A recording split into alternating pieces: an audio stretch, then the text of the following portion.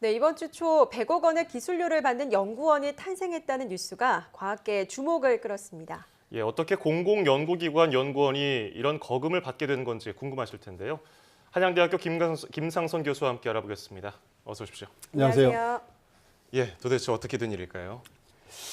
대전에 그 한국원자력연구원이라고 있어요. 예. 그 정부 출연 연구기관인데 이제 원자력 관련 연구를 주로 하는 곳입니다. 예, 근데 그 연구원에 이제 본원이 있고 정읍에 방사선 연구소가 있는데 거기서 이제 방사선을 이용한 고순도 정제 기술이라는 그 기술이 있는데요. 그 기술을 바탕으로 해서 항암 관련 보조식품 기술하고 화장품 나노 기술. 그러니까 나노 하면은 10-9승이니까 굉장히 밀입자 아닙니까? 그런 기술을 출자를 해서 연구소 기업을 만들었죠. 예. 2006년에.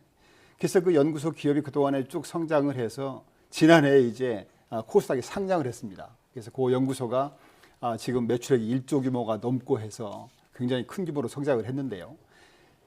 원자력 연구원이 가지고 있는 보유 지분의 일부를 이제 매각을 해서 이번에 기술료를 받게 돼서 이제 대박이 터진 거죠. 그래서 어떻게 보면 연구소 기업으로서는 최초의 기업이고요. 또 연구소 기업의 맏형 역할을 하는데 아주 성공적인 사례라고 생각이 됩니다. 네. 정부 출연 연구기관은 공공연구기관이지 그렇죠. 않습니까? 그런데 공공기관에서 벌어들인 기술료를 전부 연구원들에게 이렇게 나눠주는 건가요? 그렇지는 않고요. 이게 기술료 사용에 대한 관련 규정이 있습니다. 예. 그래서 이 전체 벌어들인 돈의 50%는 연구 개발에 재투자하거나 사업화 자금으로 쓰고 나머지 50%를 참여한 연구원한테 논아주는 거죠.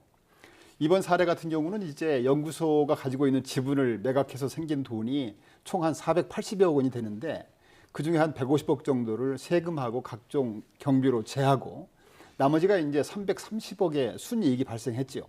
그래서 330억 중에서 50%인 165억은 R&D에 재투자하거나 성과 사업화 경비에 쓰고 나머지 165억을 연구 개발에 참여하거나 사업화에 참여한 17사람한테 논아준 거죠.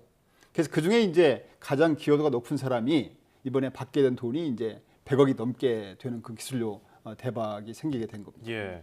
근데 사실 그동안 국가연구기관에서 일하는 연구원들은 이렇게 뭐 거액 연봉, 이게 수백억 원까지는 아니더라도 거액 네. 연봉과는 좀 거리가 먼 것으로 알려졌는데 이번에 좀 인식이 달라질 수 있을까요?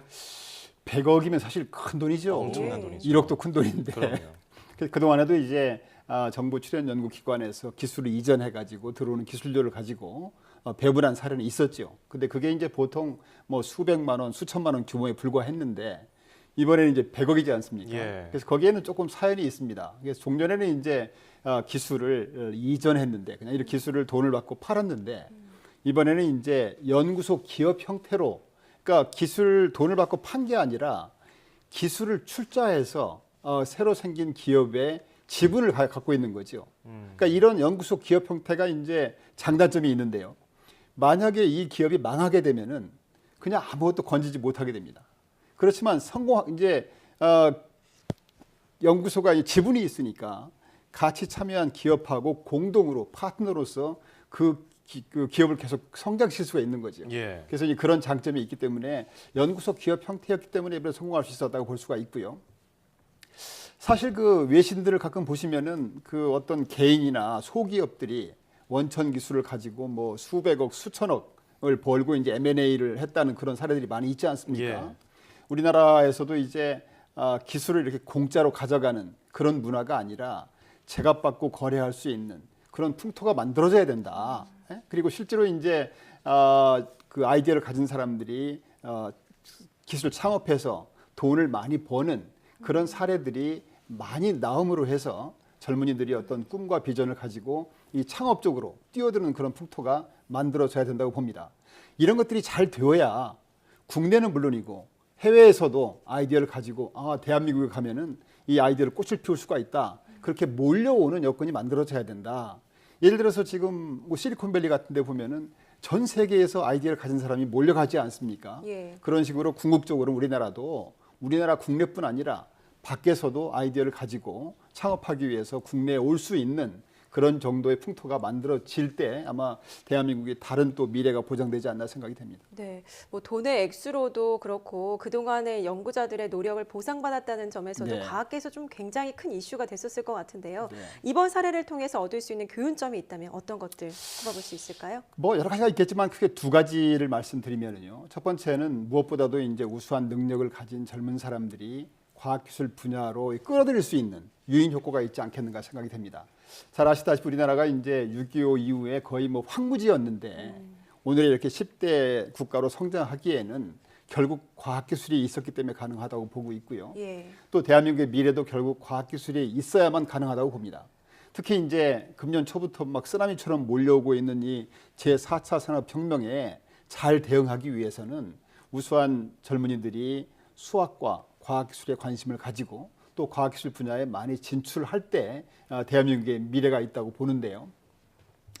그런 측면에서 볼 때 이렇게 이제 과학기술계에서 우수한 그 대박을 내는 사례들이 많이 있어야 우수한 아이들이 이 과학계에 진출할 수 있게 되지 않나. 그렇게 해서 사실 뭐 조금 이상한 얘기입니다만은 이런 사례들이 많이 있어야 이쪽 과학기술계로 진출할 수 있는 유인책이 만들어지지 않습니까? 네. 우리 요 젊은 아이들이 자꾸 이제 뭐 판검사라든가 의사가 되는 이유가 뭐 그런 거 아니겠어요? 그래서 과학계에서도 얼마든지 돈을 많이 벌 수 있다 이런 사례가 하나 된 것이 아마 롤모델이 된 것 같고요. 두 번째는 지금 사실 이번 그 연구소 기업이라고 말씀드렸는데 네네. 이것이 이제 정부 출연연구소나 대학에서 나오는 성과를 이전 확산시키는 굉장히 좋은 롤모델이 된 것 같아요. 지금 사실 공공섹터가 이제 점점 기초 원천 쪽으로 갈수록 여기서 나오는 성과를 기업화하기가 쉽지 않은데 이번에 이 연구소 기업이라는 새로운 모델을 통해서 이 성과를 직접 기업에 투자를 하고 그 기업이 잘 성장할 수 있도록 같이 협조할 수 있는 그런 새로운 모델이 돼서 아마 공공섹터의 기술 이전 확산 실용화에 굉장히 활성화하는 데 좋은 기여를 하지 않을까 생각이 됩니다. 이번 사례를 계기로 연구소 기업이 더 주목받을 것 같거든요. 그렇죠. 앞으로 이 연구소 기업 발전을 위해서는 어떤 노력이 더 필요해 보입니까?